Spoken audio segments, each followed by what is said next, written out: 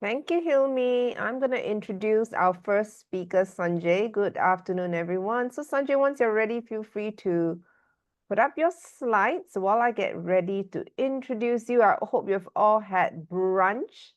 It's 11:22 a.m. in Singapore. Okay, so I'm going to start. Thank you, Sanjay, for being the first speaker. So, how many of you have ever felt like you're doing so much as a leader and yet something still feels misaligned? Like the more you push, the less your team seems to move with you. Sanjay Mehta is passionate with helping leaders shift from performance to igniting people, culture, and possibility. And it's not what you think. He shows leaders how small mindset shifts and intentional conversations can transform engagement, trust, and ownership. And the result to that, teams that feel connected, leaders who feel grounded, and organizations that actually move forward. With nearly 20 years across leadership, coaching, and consulting, including senior leader roles at Microsoft, Sanjay has partnered with organizations across Singapore, India, and the region to build leadership cultures that last. Through Enible, his programs have impacted thousands of leaders, from high potential executives to frontline managers navigating change. Offstage, Sanjay is known for his reflective coaching style, his love for creativity and meditation, and a sense of humor that shows up at the most unexpected moments. And if you really want to see him light up, get him talking about growth mindsets, human energy, or a great vegetarian meal. So let's all welcome Sanjay Mehta. Cindy, thank you. Thank you for the lovely introduction. And thank you for being here. So it's good to see all of you again. And what I like to talk today about is about the coaching advantage, building a culture of growth and engagement. Because every organization wants people to feel engaged, supported, and to be able to contribute their best. But that doesn't happen because of KPIs or instructions, right? It happens because of good leadership. So coaching is one of the most human ways to lead. It lifts people up instead of managing down. And that's what we are going to discover today through a case study that we did with an engineering organization. And I'm going to share with you the results of that. Okay? Cindy's done a great introduction, but if you feel free to connect with me, please feel free to find me on LinkedIn. I would love, as what Cindy said, to connect with you around growth mindset, even things like, if you want to know the best vegetarian meals, yeah, just let me know. I will definitely help you with that. So this quote was always something that always resonated with me, and it captures the shift, right? It captures the shift that people don't need more telling, right? People need more space to think, discover, and grow. And the only way to do that is to be able to ask questions rather than giving them instructions. When you give them instructions, they don't learn anything, right? They take the instructions, they move on, and then they don't learn anything. But when you question them and you get their buy-in, right, that's when they start to learn. And when leaders learn to coach, right, they are the ones that unlock the space, right, for them to think, discover, and grow. So that's why it's important for leaders to learn how to coach, right? They need to coach. I don't think there is a choice anymore, right? In today's world, uncertainty is so constant, right? With what's been happening over the last few years, we've seen a lot of uncertainty, and that's debilitating a lot of people, right? But what does coaching leadership do? It gives people clarity, confidence, and connection, right? At the end of the day, right, it's not a soft skill, right? It's going to be a strategic advantage. And it's going to transform the organization towards much more certainty and confidence itself. So I'm just going to jump in straight into the case study, right? And this case study was about an organization that we worked with over the last few years, right? It's a group of leaders who actually cared deeply. They wanted to influence people, right? And one of the challenges they faced a lot, right, was that people were leaving, right? Especially the high potentials. But they felt quietly stuck. They didn't know how to stop these people from leaving, right? And they weren't ineffective, right? They were just not supported with the skills itself, right? But they knew they had something to shift. So the MD of the organization, along with one of their very old mentors who's there, decided that maybe it's something that they need to pursue, right? And that's what they decided to do. So they wanted to coach, but didn't feel confident. They wanted to communicate clearly, but message changed at every level. right? Growth mindset, yeah, great idea, but nobody was living it, right? And the key thing that they need to do was innovation, right? Because they needed to justify their existence in Singapore, right? But that was not captured. So these were not failures, right? They were just signs that the culture needed strengthening to support this process itself, right? And one of the key things about this program that we did was that the buy-in from the MD and the top senior leadership team was very, very important. They were the first ones to actually go through the program itself. Okay? So our solution, we came up with a solution that, you know what, another training. They came to me for a training, and I told them, you don't need another training, right? What you need is a journey, right? That help your leaders to become the leaders that they aspire to be, so that they can support their teams and their members, right? So we did a few things. We combined assessment, workshop, practice, and ongoing support, right? Because real change takes time. It requires structure and reinforcement. And that was the reason why we spent almost 6 months with them, right? It was started with a 2-day core workshop. Then we did a lot of live coaching practice. And finally, we did assessment for them, skills assessment, not only a psychometric tool, but also assessing their coaching skills and then giving them executive support, right? So what made the difference wasn't the content, it was the experience, right? Leaders practice real conversations, receive real feedback, and build real confidence itself, right? Now, transformation takes a long time, right? You can see the journey that you have to go through. And they were willing to invest that time. And that was the important thing. Okay?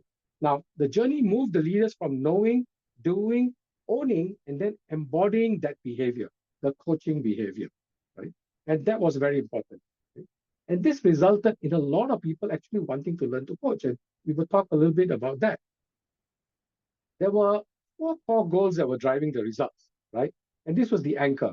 They needed to create alignment, communication, coaching confidence, and sustainable growth. Okay.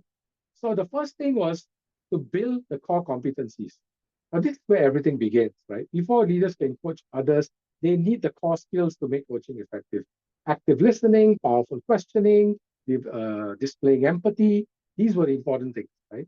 When leaders master these core competencies, conversations shifted from the transactional updates that you used to have, right, to meaningful growth dialogues, right? And this was the foundation that changed everything for them. Right? Now, the second thing that was important was to foster these trust-based environments, right? Psychological safe space where meaningful development can thrive. Now, how many of you have worked in a company or probably even spent time with your clients, right? And you found that people don't speak up in meetings when the big boss is around, right? They don't speak up, they don't share ideas, right? How many of you, right? Maybe you can just share an emoticon or something, right? I'm sure a lot of us have faced that in the past, right? Because that is one of the important things that we have to look at. Okay. Now, coaching cannot happen without trust. There is no doubt about that. So a major part of the journey was helping leaders create psychological safe spaces, places where their teams felt safe to share ideas and meet challenges and ask for help. When people feel safe, development thrives. And when development thrives, performance, of course, will naturally rise. Okay? Now, this was the thing that we really loved about this whole program is that they decided to train others to coach as well. So the goal wasn't just to develop individual leaders, it was to create multipliers, right? What happened is that the coaches coached the coachees, and then the coachees came to me and came to the HR and says, when can I go through this program, right? Because we equipped them to coach others, and those people saw the benefit of it. So the impact didn't stop with them. So coaching became a culture. Leaders pass it on, model it, and empower their teams to do the same, right? It created a ripple effect of capability and confidence itself. Okay? And finally, right, what does it do, right? I mean, at the end of the day, if you're going to invest in this kind of a journey, right, it has to strengthen organizational performance, right? So when coaching was integrated into daily leadership, the teams found more alignment, more engaged, and more accountable, right? Coaching isn't a soft skill. I don't believe that anymore after coaching for a full time for almost 15 years. It directly influences execution, innovation, and results. And this is where leadership development will meet business outcomes itself, right? And these four goals work together. Competencies build confidence, confidence builds trust creates growth, and growth drives performance. This is the chain reaction that we set in motion in this organization. So what was the impact, right? It was measurable. And here's the truth. When leaders grow, teams grow. When teams grow, culture grows. So the impact wasn't just better coaching, better communication, better engagement, which was what they set out to do because their workplace health index was really low, right? It was better trust, clearer communication. And the workplace felt more energized because people were having meaningful conversations itself, right? So at the end of the day, right, coaching doesn't change organizations from the outside. It changes them from within, right? And the last line, the bottom line says perfectly, right? It is a catalyst. Once it begins, the ripple effects are irreversible. And what more can we do, right? We talk to the leaders, and this is what the leaders said, right? And this is the heart of the story. Leaders felt they found their voice. They became confident and they became courageous, right?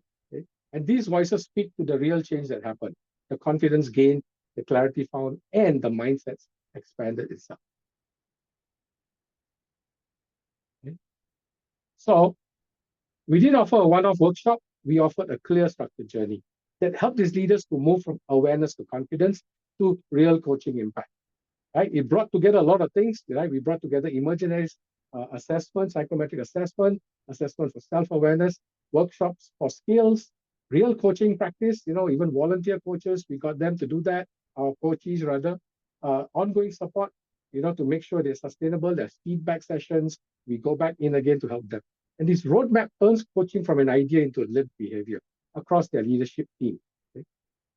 And once these leaders went through this journey, the results spoke for themselves. Okay? And with that, what we did was, if you'd like to read more about it, we've actually created some collaterals around it, right? And I can share that with you.